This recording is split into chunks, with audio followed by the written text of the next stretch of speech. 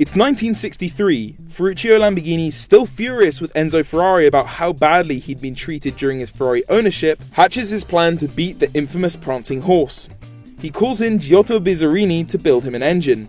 Bizzarini was an expert engineer and fanatic of all that made power. Legend says that Ferruccio would even give Giotto a bonus for every horsepower he made over Ferrari's V12. This is getting a grip on the Lamborghini V12. The Bizzarini V12 was born, a 60-degree, double overhead cam V12 with 3.5 litres and 270 brake horsepower.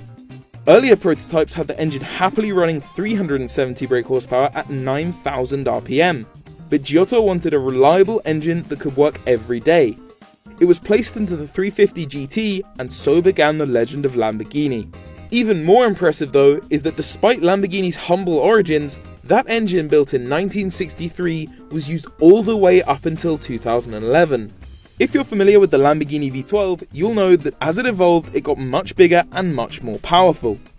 After starting out at 3.5 litres, the first evolution happened in 1966, where displacement increased to 3.9 litres and power up to 320 brake horsepower. That new horsepower found its way into the 400 GT, which remained very similar to the 350 GT. The 3.9 also made its way into the Miura in various states of tune. The 3.9 also found its way into the Espada, Jarama, Islero, and Countach. The next big evolution of the Bizzarini V12 saw it increase by nearly a full litre to 4.8 in 1982. The bump up in displacement pushed the power up another 55 horsepower. This engine found itself in the next generation of the utterly bonkers Countach, the LP500S. This was a car that required 17 litres of oil. That's the oil capacity of 4.8 Mazda MX-5s. The 5.2 was the next big update to the Raging Bulls V12, and it resided in the Countach 5000 QV. The QV stood for Quattro Valvole, which marked the Bizzarini V12's first use of 4 valves per cylinder. The carburetors were moved from the side of the engine to the top, which is why the 5.2 Countaches have a bump in their engine cover. Later on, it became the first Lamborghini V12 to be offered with electronic fuel injection, despite the loss of about 41 horsepower in the US spec fuel-injected cars. The 5.2 also made its way into the famous LM002, an SUV with 12 cylinders and a manual. It doesn't get much more Lamborghini than that. With the birth of the Diablo, so came a new evolution of the V12. Now up to 5.7 litres, it ditched the 6 Weber carburetors in favour of multi-point fuel injection. Power pushed up to 485 horsepower and 428 pound-foot of torque. In Mexico, the Diablo was renamed to the Castaña because of the poor connotations with the word Diablo in Mexico.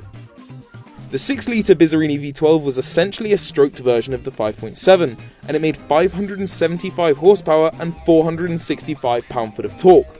It first came equipped on the legendary Diablo GT, which made it a fire-breathing rear-wheel drive monster. It was then detuned and placed in the facelifted Diablos.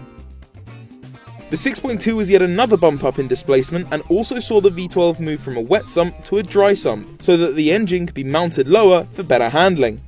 It first saw service in the all-new Murcielago, which came equipped with 572 horsepower and 479 pound-foot of torque. This was also the first time a V12 Lamborghini was offered with a semi-auto gearbox. A few more years go by and the final incarnation of the legendary Bizzarini V12 arrives. Displacement has increased by 3 litres since its first version.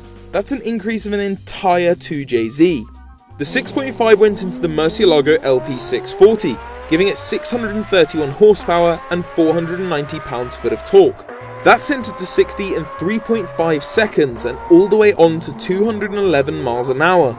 Then, as a final hurrah to the Bizzarini V12, Lamborghini made the Murcielago Superveloce, a 661 horsepower toast to the engineering legend that was Giotto Bizzarini. With the end of an era, so began another, and 2011 saw the second chapter of the Lamborghini V12 open. Gone was the Bizzarini name, and instead was a new age V12. Displacement remained at 6.5 litres, but this time it was able to churn out an incredible 690 brake horsepower and 509 pound-foot of torque in the all-new Aventador. This then pushed up to over 700 horsepower in the Aventador's various evolutions. Lamborghini has always been about wailing, thunderous V12s, but that first V12 built back in 1963 was used all the way up until 2011. Sure, it may have nearly doubled in displacement, went from 2 valves per cylinder to 4, evolved from carbureted to fuel injected, and even gone from a wet sump to a dry sump, but the Murcielago can still trace its V12 DNA all the way back to the humble beginnings of Lamborghini. Regardless of if you're a Lamborghini fanboy or not, the V12 is something we're lucky to still have. It's true to its absurd origins and an engine that will go down in history as one of the best. Which generation of the Bizzarrini V12 do you like the most, or are you more of an L539 sort of person?